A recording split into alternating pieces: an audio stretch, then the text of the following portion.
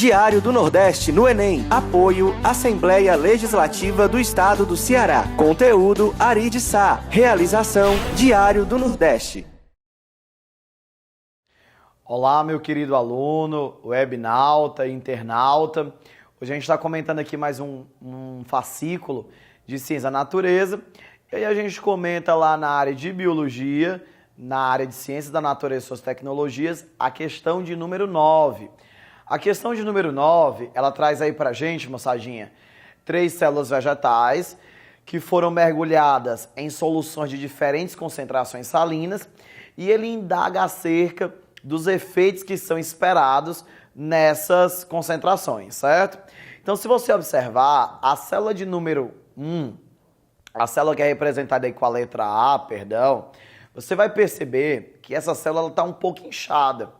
Professor, como é que eu percebo que essa célula está edemada, né, inchada, ou então o termo correto, túrgida? Porque se você der uma observada, a membrana plasmática dela vai estar em contato direto com a parede celular.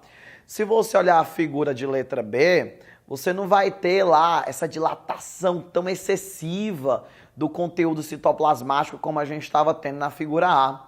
E na figura C, veja que a célula em si, ela está diminuta se comparada com a parede celular. Ela teve o seu volume citoplasmático reduzido. Minha gente, quando a gente fala lá de soluções em termos de concentração salina, essa solução ela pode ser considerada em relação à célula um meio hipertônico, um meio hipotônico ou então um meio isotônico.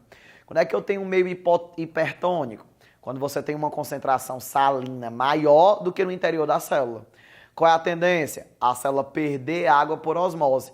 Na hora que a célula perde água por osmose, ela tem lá o seu volume citoplasmático reduzido, o seu volume celular reduzido, e a gente diz que ela sofreu o que a gente chama de plasmólise. Quando você insere uma célula em um meio hipotônico, ele é menos salino do que a célula. Ou seja, ele tem muito mais solvente do que soluto. Ou seja, a sua osmolaridade ela é muito baixa. Consequentemente, essa célula ela tende a ganhar água se inserida em um meio hipotônico, fazendo com que ela fique túrgida. Professor, e células vegetais, elas estouram devido a essa turgidez? Não. Por que elas não estouram? Primeiro que elas têm o vácuo central para poder armazenar esse excesso de água. E segundo, porque elas têm a parede celular que vai conter essa membrana plasmática. Agora, quando você insere uma célula vegetal ou uma animal dentro de uma concentração que nós vamos chamar de meio isotônico, que é quando a salinidade dentro e fora da célula ela é semelhante, ela é equivalente, você nem tem perda e nem tem ganho de água. Consequentemente, você não vê a alteração no volume da célula, certo? Então, quando a gente vai ler aí as opções, o que a gente vai ver no item A? O item A diz o seguinte, na figura C, pode-se observar que a célula encontra em um meio menos concentrado, ou seja, em um meio hipotônico, e perde água por osmose. Então, veja de novo lá a figura. No caso lá da figura C, se você olhar, a célula, ela reduziu o seu tamanho. Se ela reduziu o seu tamanho, ela perdeu água para o meio. Se ela perdeu água para o meio é hipertônico e não hipotônico, como diz o item A. O item B, por sua vez, ele afirma o quê? A água que entra por osmose na célula vegetal, condição representada pela figura A, faz com que ela enche até um ponto em que causa o rompimento da parede. De jeito nenhum. A parede celular é rígida e ela quem vai conservar essa membrana plasmática íntegra, tá? No caso do item C, ele diz o seguinte, na condição representada pela figura A célula encontra-se em um meio hipotônico e nessa condição diz que a célula ficou túrgida. Volte lá na figura A. Na figura A você vê lá a célula super bem dilatada, grudada lá com muita força nessa parede celular, que sofreu até uma leve distensão, porém, isso aconteceu porque ela ganhou água. E se ela ganhou água é porque ela está inserida em um meio que tem muita água e pouco soluto, ou seja, um meio hipotônico, justificando o item C como nosso gabarito. Por que o item D é um item falso?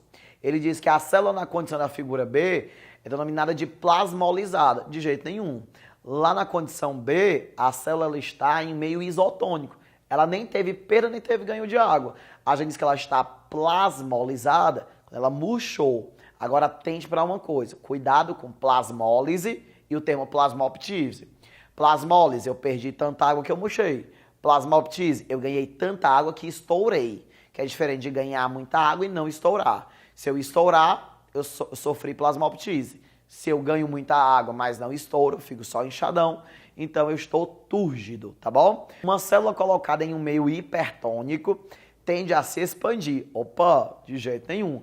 Meio hipertônico, muito sal, pouca água, ela tende a perder essa água para dar uma aliviada na concentração salina.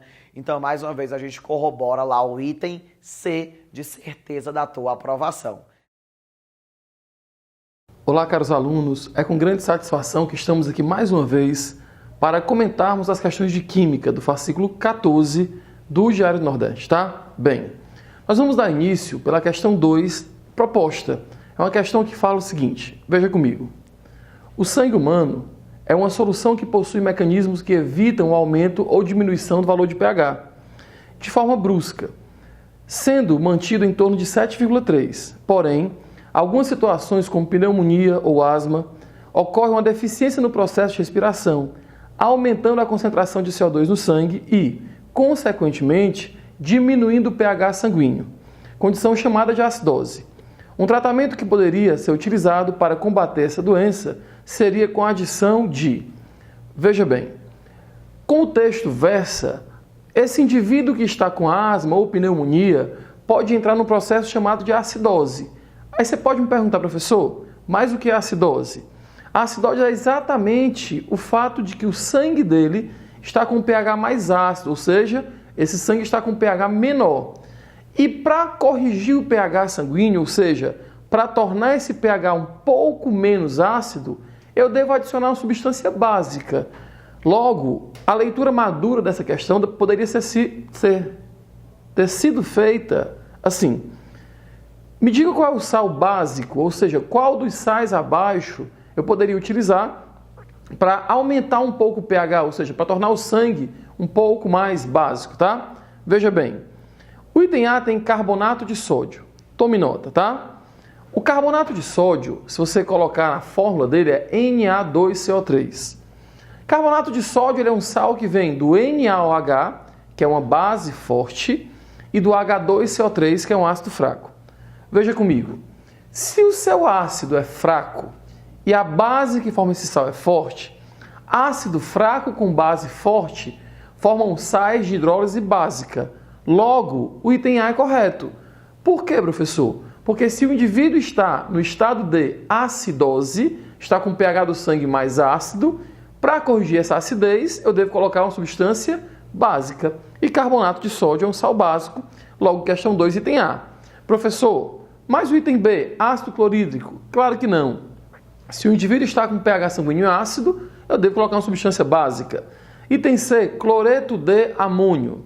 Cloreto de amônio, que é o NH4Cl, vem do NH4OH, que é uma base fraca, e do HCl, que é um ácido forte. Logo, se o ácido é forte, ele é um sal ácido, fora. Item D de dado, cloreto de sódio. Ele vem do NaOH e do HCl. Tanto a base quanto o ácido são fortes, tá? Logo, o sal seria neutro, não iria influenciar no pH sanguíneo desse cidadão. E o último é sulfato de sódio. Sulfato de sódio é Na2SO4. Esse sal vem do NaOH e do H2SO4. Como você pode observar, NaOH é uma base forte. H2SO4 é um ácido forte. Se ambos são fortes, o sal seria neutro. Logo, item correto, item A. Para corrigir o pH sanguíneo de um indivíduo em estado de acidose, devemos colocar carbonato de sódio, que é um sal básico. Agora a gente comenta a questão de número 10, do fascículo de Ciências da Natureza, número 14, e que diz o seguinte. A estratégia de obtenção de plantas transgênicas pela inserção de transgênios em cloroplastos sublinha a palavra cloroplasto. Em substituição à metodologia clássica de inserção do transgene no núcleo da célula hospedeira, resultou no aumento quantitativo da produção de proteínas recombinantes, com diversas finalidades biotecnológicas. O mesmo tipo de estratégia poderia ser utilizado para produzir proteínas recombinantes em células de organismos eucarióticos não fotossintetizantes, como as leveduras, que são usadas para a produção comercial de várias proteínas recombinantes que podem ser cultivadas em grandes fermentadores.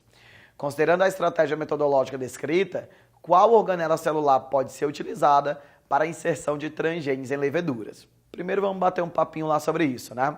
Quando a gente fala lá de produção de organismos transgênicos, quando é que eu digo que um determinado organismo ele é transgênico? Quando esse cara ele recebe um gene estranho, um gene que não é próprio à espécie dele, e ele incorpora esse gene ao seu material genético, e posteriormente esse gene ele consegue se expressar de forma normal na célula receptora. Então a gente diz que esse organismo ele é um organismo transgênico.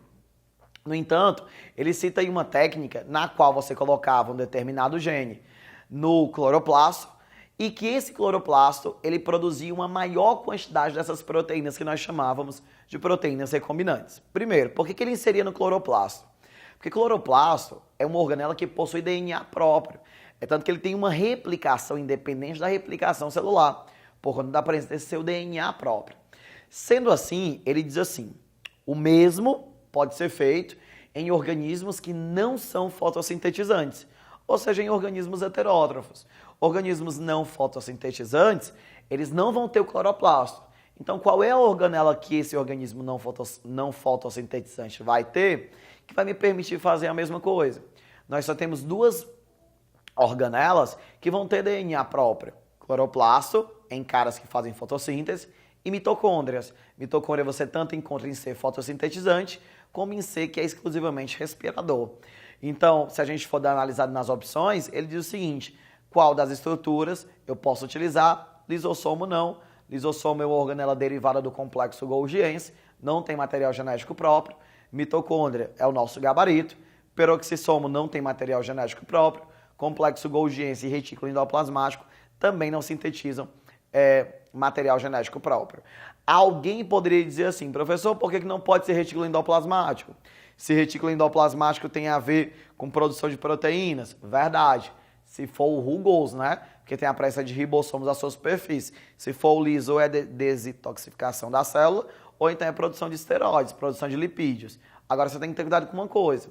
Ele quer inserir um gene. Opa, o que o ribossomo lê é o RNA mensageiro e não o gene. Então esse gene ele tem que fazer o quê? Ele tem que transcrever para RNA mensageiro e depois desse RNA mensageiro tem que ser traduzido em proteína. Então eu não posso inserir o gene direto desse cara. Se eu pensar lá em complexo golgiense, professor, mas complexo golgiense, ele armazena, ele modifica, ele secreta substâncias. De boas, verdade. Mas esse cara tem que ser produzido por alguém.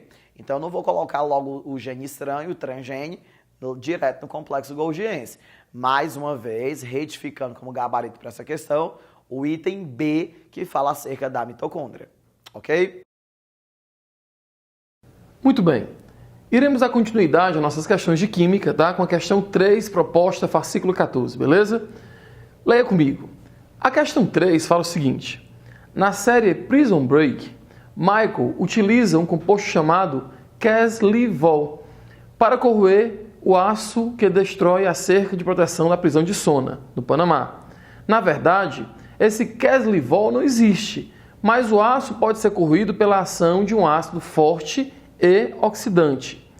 Qual dos ácidos abaixo poderia ser utilizado para fugir da prisão? Bem, repetindo, tá? Qual dos ácidos abaixo o indivíduo poderia ser utilizado para fugir da prisão? Como no texto, o ácido capaz de corroer o aço é um ácido forte e oxidante. Você pode observar que dos itens, o item A, que é o ácido bórico, ele é um ácido fraco. Professor, lembra pra gente como é que eu faço para saber se um oxiácido, ou seja, um ácido que tem oxigênio, ele é forte ou fraco? Bem, você vai fazer número de oxigênios menos número de hidrogênios, tá? Oxigênios 3 menos hidrogênios 3. 3 menos 3, 0. Esse número sendo 0, esse ácido é fraco. Se fosse 1, esse ácido seria moderado, 2 ou 3, ácido forte, tá? Então vamos juntos. Ácido bórico, fraco. Professor, e HCl? Eu vou dizer, gente, HCl é um ácido forte.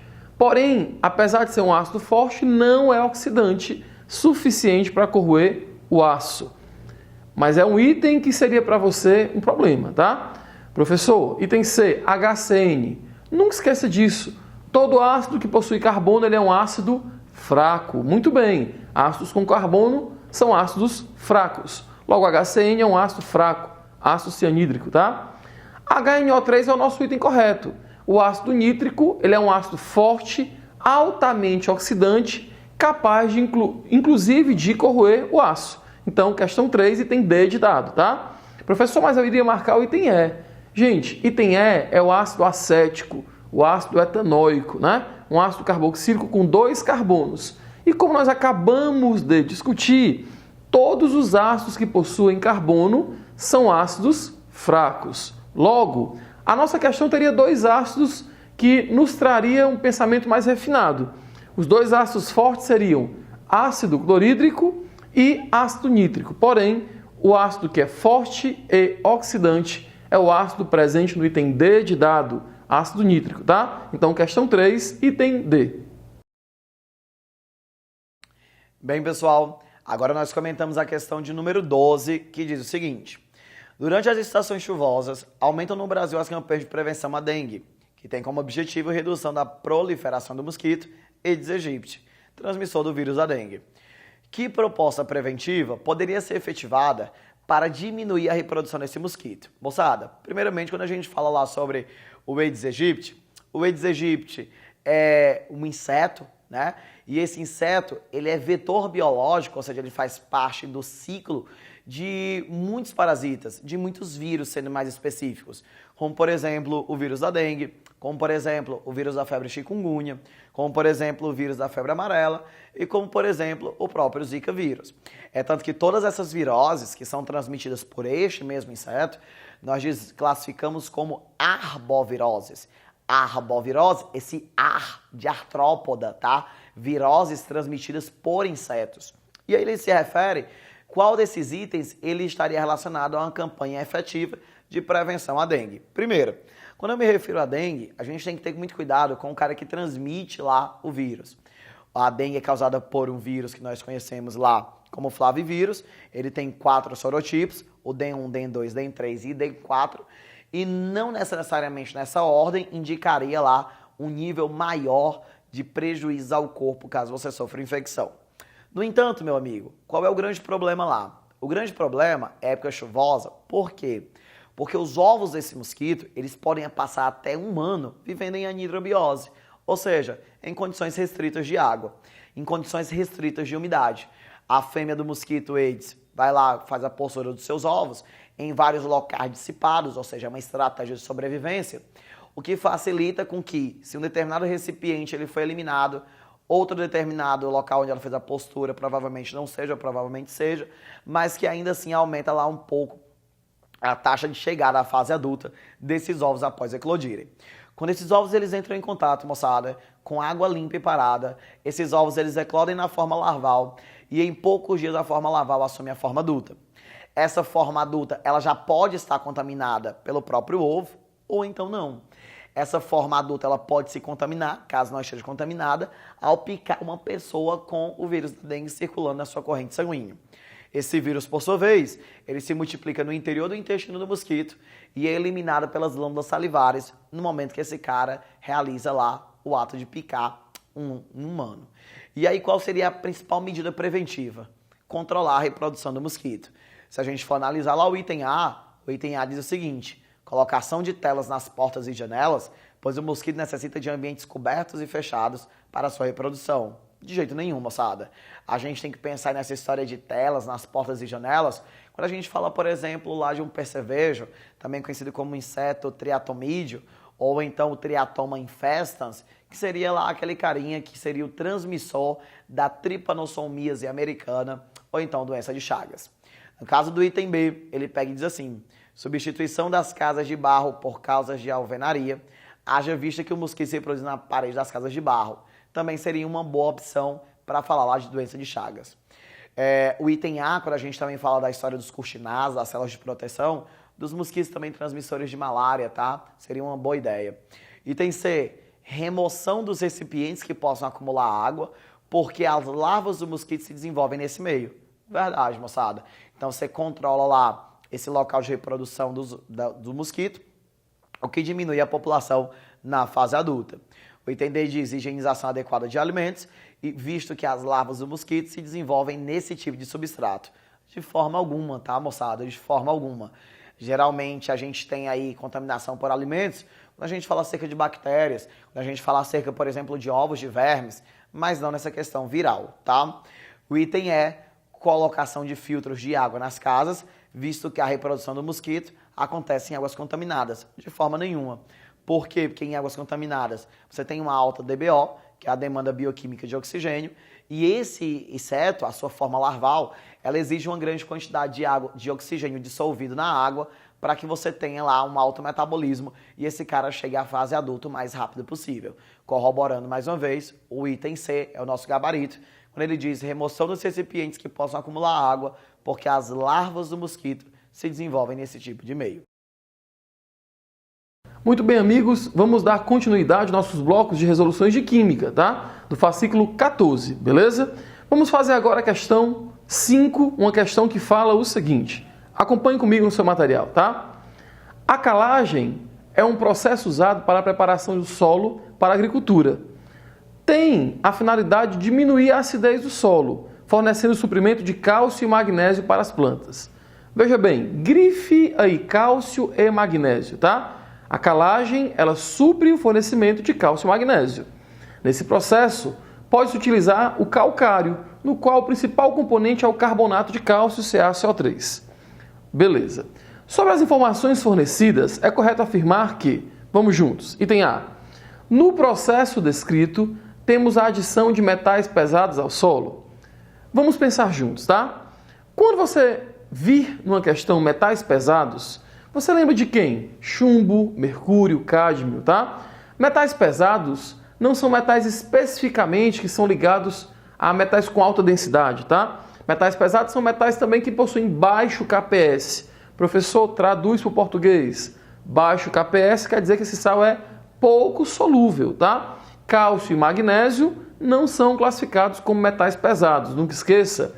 Se você quiser puxar uma setinha na sua questão e colocar assim, ó, metais pesados, principalmente mercúrio, chumbo e cádmio, tá? Então, item A, falso. Item B. O principal componente do calcário, que é o carbonato de cálcio, tá? Tem 5 elementos químicos. Veja comigo. O calcário é o CaCO3. Ele tem o cálcio, Ca, ele tem o carbono e tem o oxigênio. Ele tem 3 elementos químicos, né? Cálcio, carbono e oxigênio. Então, esse item é falso. Item C. A calagem consiste na adição de um composto de caráter ácido. Vamos pensar juntos, tá? Carbonato de cálcio, que é o CaCO3, ele vem de uma base que é o hidróxido de cálcio, CaOH2, e de um ácido que é o H2CO3. Então, coloque aí no seu caderno, tá? Ácido H2CO3, base CaOH2. H2CO3, como nós discutimos, esse ácido é um ácido fraco porque tem carbono, tá? E CaOH2 é uma base forte. Não esqueça que as bases fortes são as bases do grupo 1, todas da família 1A, grupo 1, ou do grupo 2, apenas o cálcio, o estrôncio e o bário. Logo, o cálcio é uma base forte. E se sua base é forte e o ácido é fraco, esse sal tem caráter básico, tá? Por isso que ele diminui a acidez do solo. Logo, item C, falso. Item D. O principal componente do calcário é fonte de cálcio e magnésio para as plantas. Não, porque no texto fala que o principal componente do calcário é o carbonato de cálcio, tá? Carbonato de cálcio, ele só tem cálcio, carbono e oxigênio. Logo, o magnésio não é proveniente do carbonato de cálcio, tá bom? E o item E, o suprimento de magnésio deve vir de outros compostos que não seja o carbonato de cálcio. Com certeza, não é? Se eu vou fazer um processo de calagem para corrigir o pH do solo, na calagem, se eu utilizo carbonato de cálcio, eu só vou utilizar cálcio e carbonatos, que possuem carbono e oxigênio. Se eu preciso suprir minha planta com magnésio, muito provavelmente esse magnésio deve vir de uma outra fonte que não seja o calcário, beleza? Logo, item correto, questão 5, fascículo 14, item E. E esperamos que esse vídeo, contendo algumas resoluções das principais questões propostas nesse fascículo de número 14, venham te ajudar a resolver grandes desafios que tu está prestes a enfrentar nas provas de vestibular e à frente. Então, um grande abraço, muito sucesso e até o futuro. Diário do Nordeste no Enem. Apoio Assembleia Legislativa do Estado do Ceará. Conteúdo Ari de Sá. Realização Diário do Nordeste.